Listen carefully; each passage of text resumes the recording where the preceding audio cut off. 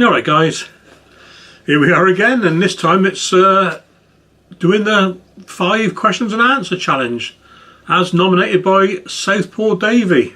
Cheers mate. Oh, here we go, is my take on it. I'm going to rearrange the questions a little bit because I think question 3 makes more sense to start with. And question 3 is, if I could just focus on it, how long have you been growing? Well, I've been growing stuff all my life. Started off with me helping my dad propagate his fuchsias really, then I went and did something stupid and joined the Navy for 4 years. The Royal Navy. Got married during that time, bought a house. Loved putting bedding plants down, but I was never around to look after them. Left the Navy, got divorced as you do and stuff like that. Got my little house I've got now. 14 by 24 front garden, 14 by 24 2-bed terrace in the middle, 14 by 24 foot back garden. So couldn't really do a lot. So what I did, I built a koi pond. I love koi, I've always loved fish. My whole of my back garden was a koi pond. 4 foot deep, about 2.5 foot underground, 2 foot above ground, something like that. Made a railway sleepers above ground, and I had a load of koi in it. And then one day, 2014, hot sultry evening, early spring, it was a power cut. Well, I was in bed and got up in the morning, went to feed the fish as you do before you go to work, and a couple of fish were floating there. A bit upset. Got the net out to scoop the fish out and throw them away, and disturbed the water, and every other fish floated to the surface from the bottom. So my whole collection of koi, 3,500 quid's worth, all dead overnight, even though I had self-resetting RCBs and all sorts. So I guess the power was off so long that the pump and the oxygen and stuff was just killed them, and it devastated me. So I thought, that's it, I've had enough. I filled the pond in basically and put the railway sleepers in the hole and used the rest of the sleepers to build a raised bed, which I'll show you in a second. I'll put some stills up and show you. So and I've been growing seriously really since August 2014. In the raised bed I started doing a few veg. Again, you'll see it in the photographs. And I got hooked. Which leads us on to question 1. Why an allotment? I was on Facebook one day and there was a bit of a discussion going on between the local town Dursley and a few people who lived in Cam. People in Dursley were saying, why can't we use your allotments? Because it's a large village, we've got 5 allotment sites, and Dursley, being a town's only got 1, believe it or not, and it's not very big. Somebody in Dursley heard there was a few spare plots going, and I got involved saying, well, why should you use our plots? It's our local taxes, not yours. And ding, ding, why don't I get an allotment? It just suddenly occurred to me as I was having this little discussion with people. So I applied for allotment. And it's really quick, right? I think it's about 3 weeks later, I got an offer to go and see an allotment. So I went up to this allotment, right up by Cam Peak. It's a local hill. And basically, excuse me, it was a brand newly acquired old farmer's field. I've never seen stinging nettles and dock leaves so big, it's massive. I thought it's all pegged out with stakes and tapes and that. It's brand new. I thought, I can't do this, so I turned it down. A week later I got offered another plot on another site. Only 16, 18 plots on the site, so I had a look. It was overgrown, and the neighbouring plot owners had told me it hadn't been looked after for 8 years. Well, not seriously looked after. A few people had tried messing around with it. And I thought, let's give it a go. Nothing ventured, nothing gained. So, yeah, so why an allotment? So that's how I got the allotment. That's why an allotment. I wanted to grow more. So, let's have a quick look at my notes a minute. Sorry. Yeah, so I got an allotment.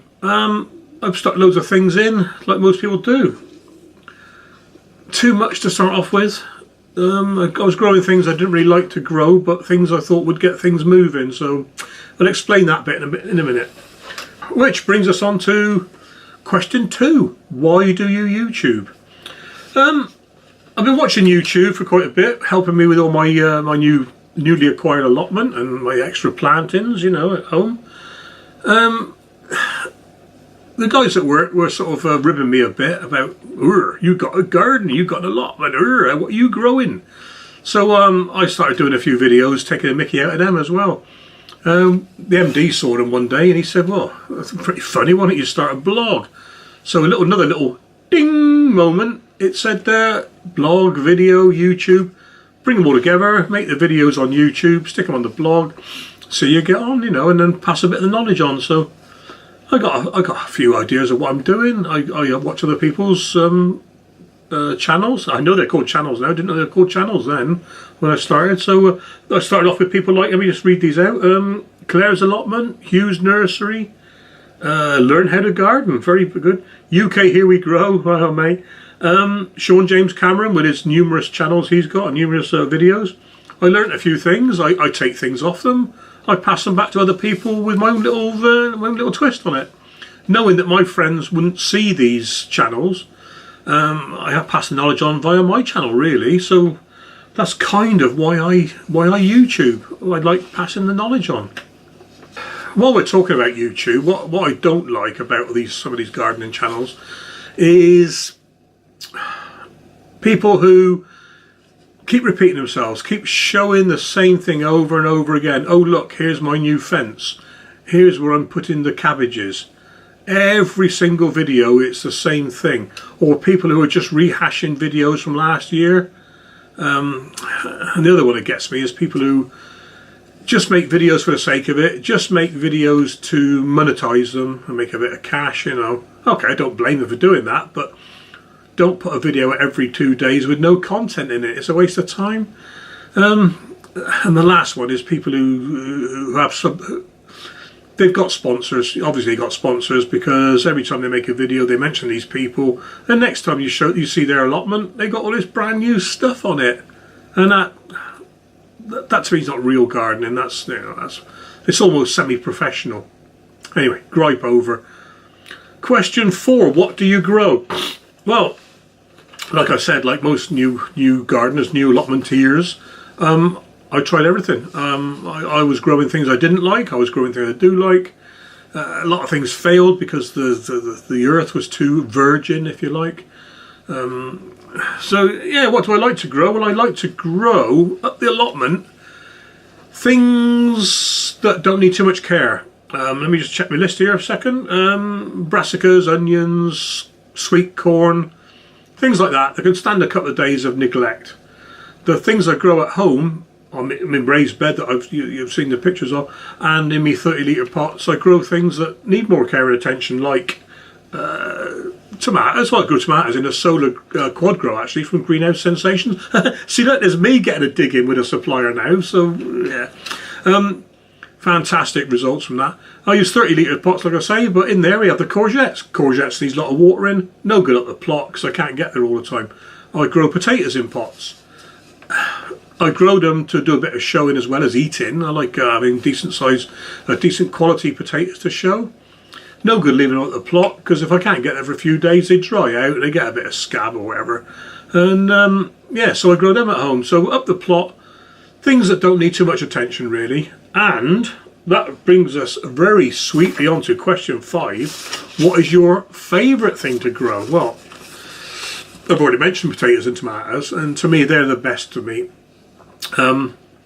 They're so easy to grow, but the taste, the quality of what you grow, it outstrips any supermarket. You know, your potatoes, they just taste better. The tomatoes taste like tomatoes, not just red things full of liquid. You know, so well, and that's it. You know, I say I grow this show. I'll show you a few photographs of me with a trophy or so. I show veg, but I'm not like one of these big guys who goes to Malvern or Harrogate and stuff like that. I just local shows. I enjoy it. That's what, you know. Stops me sitting here every night watching Coronation Street and EastEnders. So it's what I'm doing it.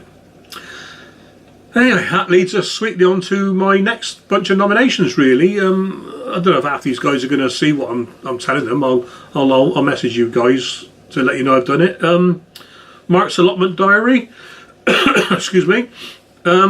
Egg growing for showing, and he uses alternative technologies, which I like. I like a bit of hydroponics. I got 2 quad grows, and I've got this fancy one that, yeah, the drip feed system from some other tomatoes. But yeah, good old Mar. Miles Ferrante, new channel with a plot. Looks a bit like mine, in raised beds out of pallet collars. Interesting to see if we do the same thing, if we have the same ideas. So yeah, pop over to Miles, have a look at his. 2 Turtles Garden over in Canada. Not strictly an allotment, but it's nice to see how people grow things with a different twist on it, you know. So pop over and have a look at him as well. And the last one is, again, it's not an allotment site. It's Hugh's nursery. He probably doesn't need to. Sorry, I expect most of you have already been to his channel, but again, it's not strictly an allotment, but he's got an abundance of advice on organic and permaculture growing. So have a look, and look forward to seeing their comments. So take care, guys.